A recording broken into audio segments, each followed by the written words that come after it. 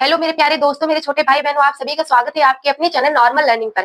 Class 9 के exam हो चुके हैं और अब क्लास 10th में 9th वाले बच्चे आ चुके हैं, तो उनकी तैयारी के लिए अच्छे नंबर लाने के लिए हम क्लास 10th की बायोलॉजी स्टार्ट कर रहे हैं। और क्लास 10th की बायोलॉजी में हम अपना पहला चैप्टर पढ़ेंगे, जैव पराक्रम। जैव पराक्रम क्या होता है इसके बारे में जानेंगे, तो वीडियो को बिल्कुल भी स्किप ना करें, चैनल को सब्सक्राइब करें, वीडियो को लाइक और शेयर करें। आपके जो भी जान पहचान के भाई बहन जो भी है, जो क्लास 10th में आ गए हैं और उनको अच्छे नंबर लेकर आने हैं और अच्छा पढ़ना है, तो वह उनको चैनल सब्सक्राइब जरूर करने के लिए कहिए और चैनल को शेयर करिए। तो चलिए स्टार्ट करते हैं। जैव पराक्रम क्या है? अब इधर उधर भागने की जरूरत नहीं है, अच्छे से पढ़ना है और अच्छे नंबर लेकर आना है। तो चलिए स्टार्ट करते हैं। जैव पराक्रम क्या है? चैप्टर हमारा है जैव पराक्रम। चैप्टर का नाम क्या है? जैव पराक्रम। जैव पराक्रम का अर्थ क्या होता है? जैव मतलब सजीव, पराक्रम प्रक्रिया। जैव मतलब जीव और पराक्रम मतलब प्रक्रिया। जैव पराक्रम, जैव पराक्रम का अर्थ होता है जैव मतलब जीव, पराक्रम मतलब प्रक्रिया होता है। तो जीव कितने प्रकार के होते हैं? जीव दो प्रकार के होते हैं, एक सजीव जिसे सजीव भी कहा जाता है और एक निर्जीव जिसे अजैव कहा जाता है। ठीक है, जीव दो प्रकार के होते हैं, एक सजीव एक निर्जीव। सजीव सजीव को जो है सजीव भी कहा जाता है और अजैव को निर्जीव कहा जाता है। ठीक है, जैव को जैव जैव को जीव, जैव क्या है? जीव है। पराक्रम का अर्थ क्या होता है? प्रक्रिया होता है। जीव जो है दो प्रकार के होते हैं, एक सजीव होता है और एक निर्जीव होता है। और जैव पराक्रम की परिभाषा, तो जैव पराक्रम की परिभाषा क्या होती है?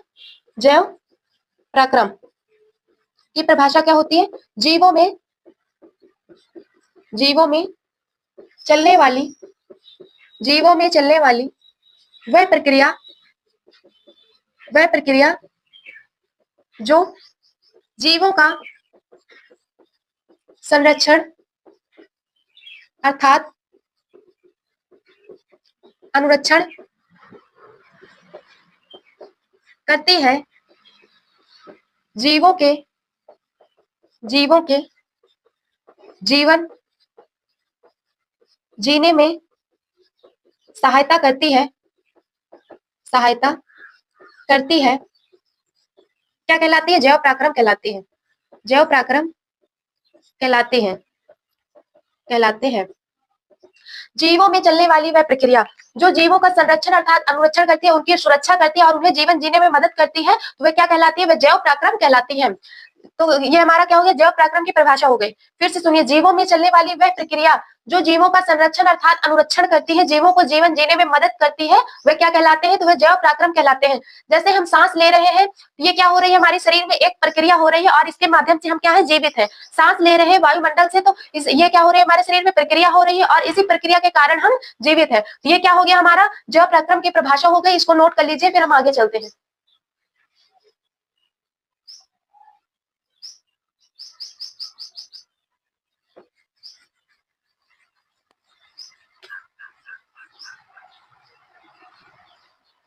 हम जैव पराक्रम चैप्टर पढ़ रहे हैं, चैनल को सब्सक्राइब कर लीजिए और शेयर करिए।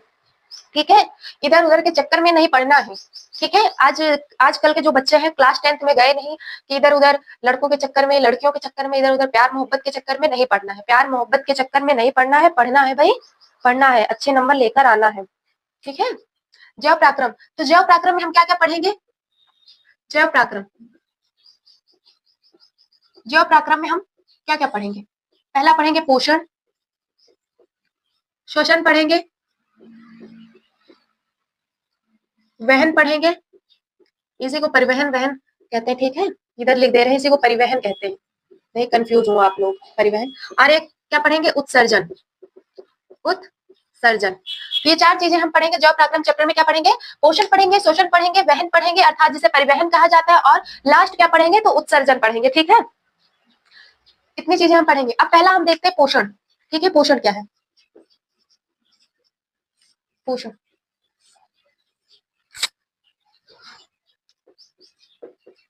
वे वस्तुएं या पदार्थ जो शरीर को ऊर्जा प्रदान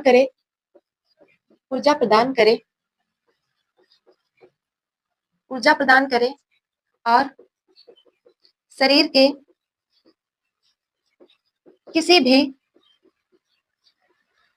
भी अंग के टूटने फूटने पर उनकी मरम्मत करें करें पोषण कहलाता है। पोषण कहलाता है। क्या कहलाता है बच्चा? पोषण कहलाता है। तो पोषण क्या है? वह वस्तुएं या पदार्थ जो हम खाना खाते, पानी पीते, जो भी करते हैं, तो उनसे हमें ऊर्जा मिलती है, शक्ति मिलती है, जिसके माध्यम से हम दौड़ते हैं, चलते हैं, फिरते हैं, खेलते हैं और काम करते हैं। अगर मैं आप सबके बीच बोल रही हूँ, आपके लिए बोल रही हूँ, पढ़ा रही हूँ, तो किस वजह से पढ़ा रही हूँ? क्योंकि मैंने कुछ भोजन किया है जिससे मुझे ऊर्जा प्राप्त हो रही है और उसी के माध्यम से आपके बीच में बोल रही हूँ। तो वो मुझे क्या दे रहा है? वो भोजन, तो वो मुझे शक्ति दे रहा है। क्या कर रहा है? पोषण दे रहा है। अगर मान लीजिए आपके शरीर में कहीं कट जाता है, ब्लेड लग जाती है या फिर आप खेलते हुए गिर जाते हैं, तो आपके शरीर पे क्या होते हैं? तो आपका शरीर उसकी मुरम्मत करता है। वो मुरम्मत कैसे करता है? तो जो आप खाते पीते हैं उसी के माध्यम से उसकी मरम्मत होती है और आपका वो जो घाव होता है सही हो जाता है। तो इसको क्या कहते हैं? इसको पोषण कहते हैं। ठीक है, तो ये पोषण की परिभाषा नोट कर लीजिए।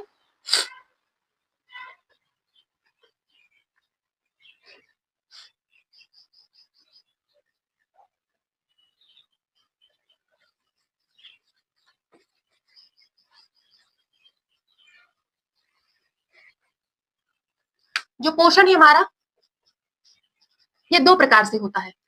एक होता है स्वपोषी। क्या होता है? एक होता है स्वपोषी पोषण और दूसरा क्या होता है? दूसरा होता है परपोषी पोषण। और परपोषी पोषण को ये क्या कहते हैं? विषम पोषी। ठीक है, इसको कंफ्यूज नहीं होना है। विषम पोषी पोषण। तो जो हमारा पोषण है दो प्रकार का होता है। एक होता है स्वपोषी पोषण और दूसरा होता है परपोषी पोषण। तो स्वपोषी पोषण जो है हमारा, जो भोजन स्वयं बनाते हैं उन्हें स्वपोषी कहा जाता है। जो दूसरों पर निर्भर होते हैं उन्हें परपोषी पोषण कहा जाता है। और परपोषी को विषम पोषी कहा जाता है। इसमें कंफ्यूज नहीं होना है बिल्कुल भी कि परपोषी अलग है, विषम पोषी अलग है, ऐसा नहीं है। दोनों ही परपोषी और विषम पोषी जो है एक ही है। तो स्वपोषी पोषण क्या होता है? वह जीव जो अपना भोजन दूसरों पर निर्भर ना होकर स्वयं बनाते हैं,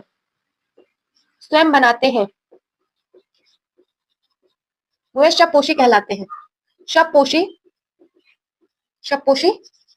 कहलाते हैं। ठीक है, स्वपोषी कहलाते हैं। और परपोषी क्या है?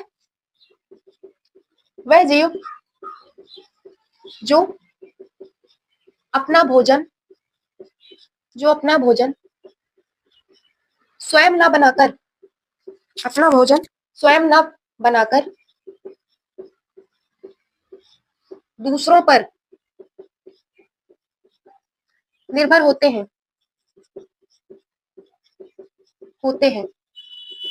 वे क्या है? वे परपोषी पोषण कहलाते हैं। ठीक है, तो इसका जो उदाहरण है, इसमें कौन कौन आते हैं? सबसे पहले हम आते हैं मनुष्य, कवक, ठीक है, बैक्टीरिया, ये सब क्या है? परपोषी है। क्या है ये सब? परपोषी। और स्वपोषी में क्या आते हैं? हरे पौधे अर्थात हरे शैवाल। जो स्वपोषी होते हैं वह जीव अपना भोजन स्वयं बनाते हैं, दूसरों पर निर्भर नहीं करते हैं। जैसे जो है पौधे होते हैं, वायुमंडल से हवा लेते हैं, धरती से वो पानी लेते हैं, जल लेते हैं और सूर्य से सूर्य का प्रकाश लेते हैं और वे अपना भोजन स्वयं बनाते हैं। ठीक है, उनके जो पौधे होते हैं उनके पत्तियों में क्लोरोफिल पाया जाता है, उनके माध्यम से ये चारों चीजें लेकर ये अपना भोजन स्वयं बनाते हैं। तो इन्हें क्या कहते हैं? स्वपोषी। यहाँ लिखा है स्वपोषी पोषण क्या होता है? स्वयं। स्वपोषी स्वयं, जो अपना भोजन स्वयं। कुछ भी याद रखने की जरूरत नहीं है, बस इतना याद रखना है। स्वपोषी क्या है? जो अपना भोजन स्वयं बनाते हैं। वह जीव जो अपना भोजन स्वयं बनाते हैं, दूसरों पर निर्भर न होकर स्वयं बनाते हैं, खुद से बनाते हैं अपना भोजन, वे क्या कहलाते हैं? स्वपोषी कहलाते हैं। उदाहरण स्वपोषी के हरे पौधे, हरे शैवाल जो है अपना भोजन स्वयं बनाते हैं। हरे पौधे वो अपना भोजन स्वयं बनाते हैं, सूर्य से सूर्य का प्रकाश लेकर, धरती से जल लेकर, वायुमंडल से हवा लेकर और इनके पत्तियों पर क्लोरोफिल पाया जाता है, जिसके माध्यम से ये रासायनिक क्रिया करके अपना भोजन बनाते हैं। इन्हें क्या कहते हैं? इन्हें स्वपोषी पोषण कहते हैं, क्योंकि ये अपना भोजन स्वयं बनाते हैं। और परपोषी पोषण क्या है? वह जीव जो अपना भोजन स्वयं न बनाकर दूसरों पर निर्भर होते हैं। जो अपना भोजन स्वयं न बनाकर दूसरों पर निर्भर होते हैं वह क्या कहलाते हैं? वह परपोषी कहलाते हैं, परपोषी पोषण कहलाते हैं। और जैसे कि मनुष्य, कवक, बैक्टीरिया आदि, ठीक है। जैसे हम लोग हैं तो हम लोग अपना भोजन स्वयं नहीं बनाते। ऐसा तो नहीं है ना कि हम सूर्य से सूर्य का प्रकाश लिए और पानी लिए, जल लिए, फिर अपने अंदर ही अपना भोजन बना लिया। ऐसा तो नहीं है ना। हम दाल गेहूं उगाते हैं और फिर उनसे अपना भोजन क्या करते हैं। और कुछ लोग तो ऐसे हैं जो खेती नहीं करते, किसान लोग खेती करते हैं और वह दुकान से खरीदते हैं और घर में आके पका लेते हैं, पका के खा लेते हैं। पकाना जो है, घर में आके भोजन को पकाना, ये सपोषित नहीं कहलाता है कि हमने अपने अपने आप से भोजन बनाया। नहीं, जो अलग अलग चीजें लेकर अपना भोजन स्वयं अपने अंदर बनाते हैं उन्हें स्वपोषी कहा जाता है। और परपोषी में जो दूसरों पर निर्भर करते हैं, भाई हम किसानों पर निर्भर है, और किसान जो है किस पर निर्भर है? खेती करते हैं, पेड़ पौधे जो है धान गेहूं उगाते हैं उस पर निर्भर है, तब वो जो है वो धान गेहूं तैयार करते हैं, ठीक है। तो वो क्या होते हैं? परपोषी होते हैं। जो अपना भोजन स्वयं न बनाकर दूसरों पर निर्भर हो उन्हें क्या कहते हैं? परपोषी कहते हैं। इसको नोट कर लीजिए, फिर हम आगे चलते हैं।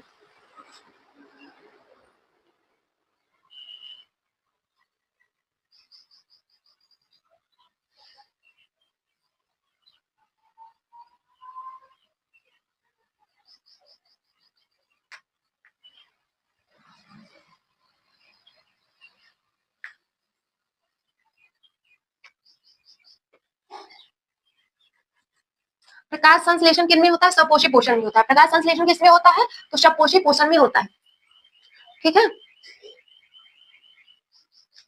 प्रकाश संश्लेषण, प्रकाश संश्लेषण किसमें होता है? तो स्वपोषी पोषण में होता है। संश्लेषण, प्रकाश संश्लेषण, ये हमारा क्या हो गया? एक पेड़ है, ये क्या है? सूर्य है। और इसकी पत्तियों में क्या पाया जाता है? क्लोरोफिल, क्लोरोफिल, ठीक है। और इसकी जड़ों से ये अपना क्या प्राप्त करता है? जल, ठीक। ये है हमारा वायुमंडल। क्या है? वायुमंडल, वायुमंडल। वायुमंडल से क्या प्राप्त करता है? CO2, जिसे क्या कहते हैं? कार्बन डाइऑक्साइड, कार्बन डाइऑक्साइड, क्या कहते हैं? Carbon dioxide. इसको क्या कहते हैं? Carbon dioxide.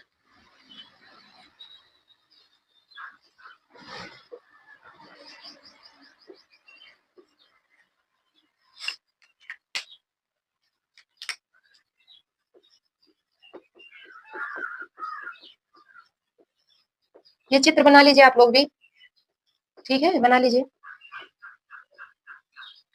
ये चित्र आप लोग भी बना लीजिए।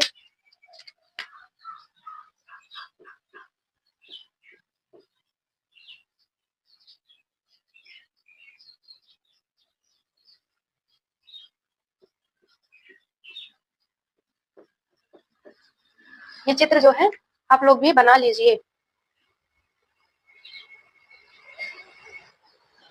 ये जो हमारा एक वृक्ष है, एक पौधा है, ठीक है। ये क्रिया किन में होती है? इधर मैं लिख देती हूँ, स्वपोषी पोषण में होती है।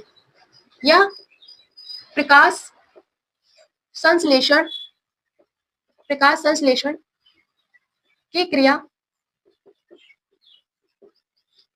स्वपोषी पोषण में होती है। और स्वपोषी पोषण क्या होते हैं? ये हरे पेड़ पौधे, क्या होते हैं? पेड़ पौधे। स्वपोषी पोषण क्या है? तो ये हरे पेड़ पौधे हैं। तो ये हमारा पेड़ है, ठीक है, एक वृक्ष है, पौधा है, और ये सूर्य है। सूर्य से ये क्या लेता है? सूर्य का प्रकाश लेता है। सूर्य से ये सूर्य का प्रकाश लेता है, और जो है वायुमंडल से ये क्या लेता है? वायुमंडल से कार्बन डाइऑक्साइड लेता है, और अपनी जड़ों से ये क्या प्राप्त करता है? तो अपनी जड़ों से ये क्या लेता है? जल लेता है, ठीक है। और फिर से बताते हैं, ये वृक्ष है, प्रकाश संश्लेषण की एक रासायनिक क्रिया हो रही है। ये सूर्य से लेता है सूर्य का प्रकाश, और वायुमंडल से लेता है कार्बन डाइऑक्साइड, अपनी जड़ों से लेता है जल, और इसके पास क्लोरोफिल होता है। इसकी पत्तियों में क्या पाया जाता है? क्लोरोफिल पाया जाता है। तीन चार चीजों का उपयोग करके जो ये क्या करता है? प्रकाश संश्लेषण की क्रिया करता है और अपना भोजन स्वयं बनाता है। पहला क्या लेता है? ये सूर्य का प्रकाश लेता है, दूसरा वायुमंडल से कार्बन डाइऑक्साइड लेता है, तीसरा जल लेता है, और चौथा क्लोरोफिल के माध्यम से ये क्या करता है? अपना भोजन तैयार करता है, प्रकाश संश्लेषण करता है। और ये क्रिया करके क्या बनाता है? 6CO2 प्लस 12H2O, क्लोरोफिल और सूर्य का प्रकाश, इसको जो है इसके माध्यम से क्या बनाता है? C6H12O6, ग्लूकोज, ग्लूकोज बनाता है, और ग्लूकोज को फिर तोड़ता है 6O2 प्लस 6H2O, क्रिया करके ये बनाता है, ठीक है। ये आपके लिए बहुत ज्यादा इंपॉर्टेंट है, ये एग्जाम में जरूर आता है, तो इसको नोट कर लीजिए, ठीक है। प्रकाश संश्लेषण में क्या क्या जरूरत होती है? एक होती है सूर्य का प्रकाश, ठीक है, सूर्य के प्रकाश की जरूरत होती है, जल की जरूरत होती है, क्लोरोफिल की जरूरत होती है, क्लोरोफिल और कार्बन डाइऑक्साइड CO2, इतनी चीज की हमें जरूरत होती है प्रकाश संश्लेषण के लिए, ठीक है। और प्रकाश संश्लेषण की जो क्रिया है वो किन में होती है? वह होती है स्वपोषी पोषण में। और स्वपोषी पोषण क्या होते हैं? वह जीव जो अपना भोजन स्वयं बनाते हैं, और जो जीव अपना भोजन स्वयं बनाते हैं वे कौन से जीव होते हैं? तो वह हरे पेड़ पौधे होते हैं। इसको नोट कर लीजिए।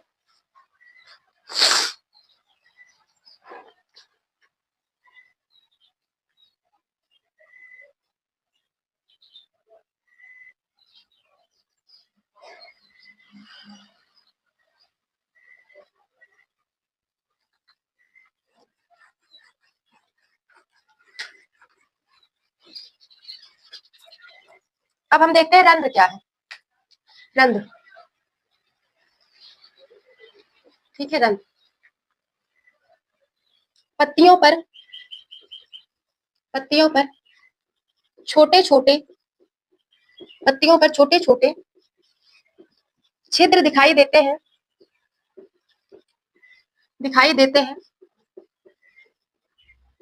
जिन्हें रंध्र कहा जाता है, जिन्हें रंध्र कहा जाता है, ठीक है।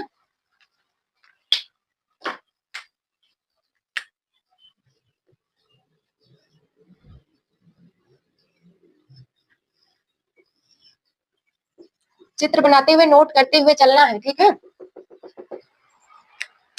क्या करना है? चित्र बनाते हुए नोट करते हुए चलना है, क्योंकि ये आपके एग्जाम के लिए बहुत ज्यादा महत्वपूर्ण है।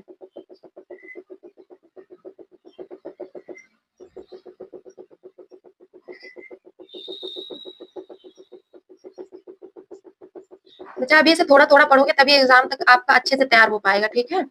पूरा चैप्टर कराएंगे, उसके बाद MCQ कराएंगे जो आपके एग्जाम में आएंगे, ठीक है। आपके एग्जाम के लिए एकदम वही पढ़ाएंगे, वही क्वेश्चन बताएंगे जो आपके एग्जाम में आएंगे, ठीक है।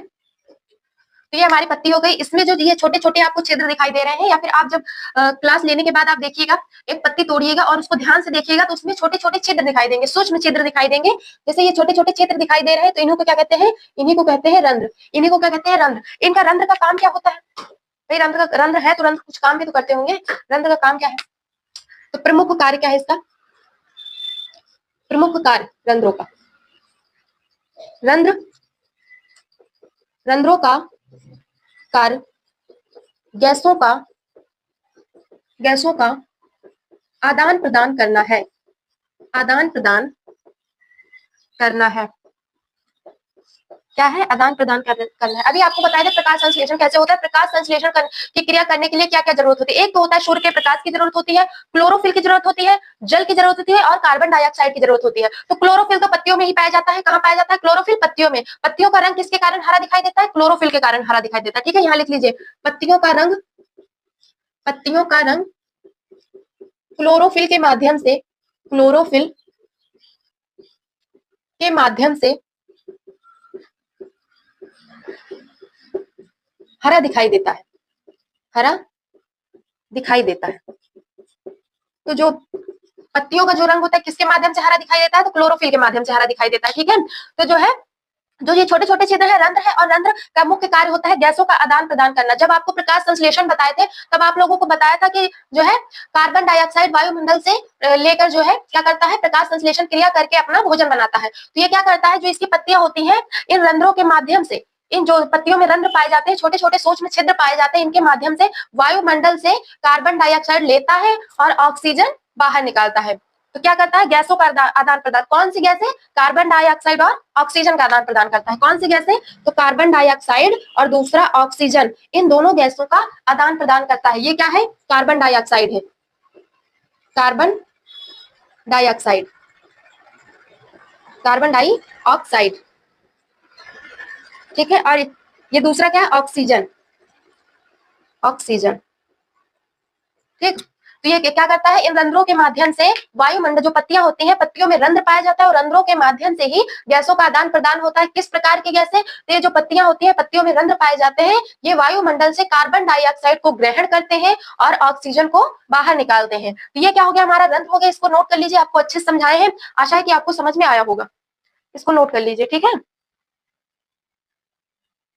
तो जो है सपोषी पोषण हमारा हो गया, सपोषी पोषण हमारा खत्म हो गया। हमने परपोषी पोषण के बारे में बताया कि जो जीव अपना भोजन स्वयं न बनाकर दूसरों पर निर्भर करते हैं, वे क्या कहलाते हैं, वे परपोषी पोषण कहलाते हैं। तो कल हम क्या पढ़ेंगे, परपोषी पोषण पढ़ेंगे। आज इतना ही, थोड़ा थोड़ा पढ़ना है लेकिन अच्छे से पढ़ना है, इतना अच्छे से पढ़ना है कि ताकि आपके अच्छे नंबर आ जाए और आपको रटना ना पड़े, आपको समझना पड़े। आज जितना बताए हैं, जितना भी पढ़ाए हैं, एकदम अच्छे से आपको समझाएं कि आपको क्लियर हो जाए। जो चीज समझ में ना आई हो, कमेंट करके आप लोग बताइएगा, उसको हम दोबारा से समझाएंगे। तो आज के लिए इतना ही, मिलते हैं कल की क्लास में।